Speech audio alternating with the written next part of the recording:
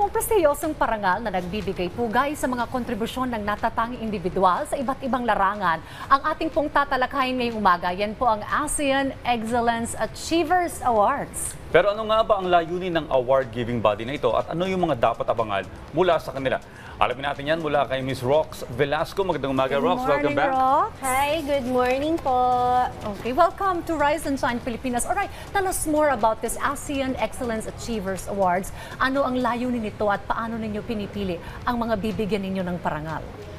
ASEAN Excellence Achievers Awards is an award-giving body who recognizes outstanding individuals, organizations, and companies.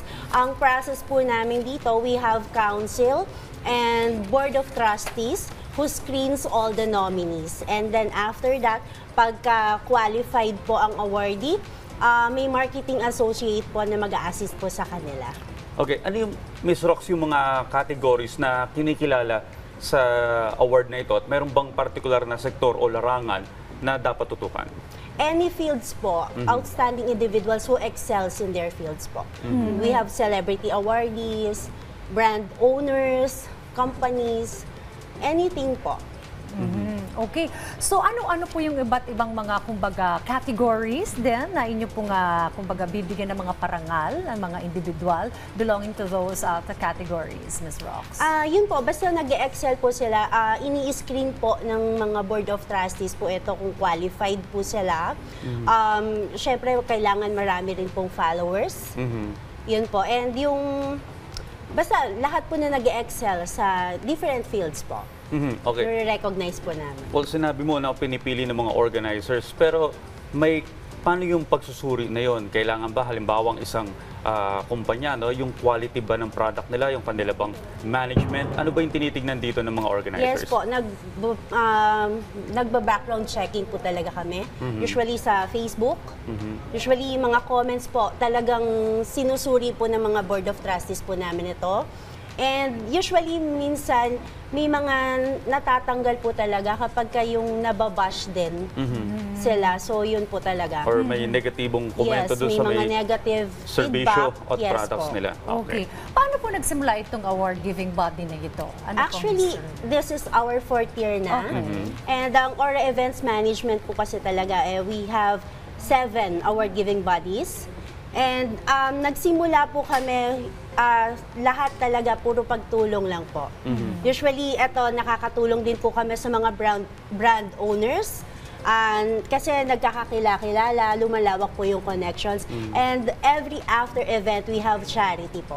So, lahat po talaga is pagtulong. Kaya, lalo po kaming tumatag tsaka tumagal.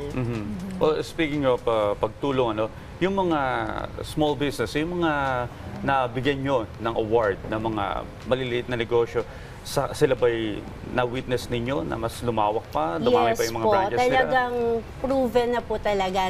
Once naging awardee po namin dito, talagang nabuboost po yung kanilang business, mas nakikilala po, and lumalawak po yung connections talaga. Okay. So, nakikilala po talaga sila ng sobra. Ano po yung mga inaasahan sa darating na awarding ceremony? Ayan po, we have celebrity guests. Siyempre, may mga magpa-perform din po.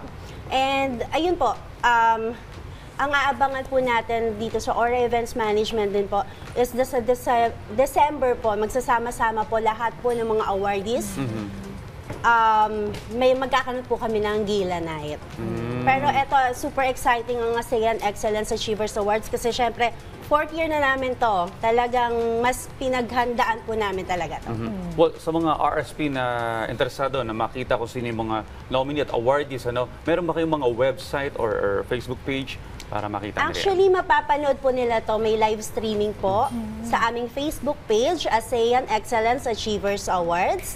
Sa October 23 na po ito. And kung may gusto po kayong i-nominate, pwede pa po nating ihabol to. Ayun. Okay, at saka maganda, after the recognition, may follow-up na charity event. Yes po, yes na, kumbaga, na ibabalik lalo nila sa community. Yes po. Yung parangal na ibinigay po ninyo sa inyong mga awardees. And yung mga awardees po namin is pwede pong mag-join sa charity po namin. Okay, may ambag din yung mga awardees. Alright, well, thank you very much, Rox. Thank you very much po. for being with us here today sa Rise and Shine Pilipinas. And congratulations to all the awardees para po sa ASEAN Excellence Achievers Awards. Maraming salamat, Miss Ross. Thank you po.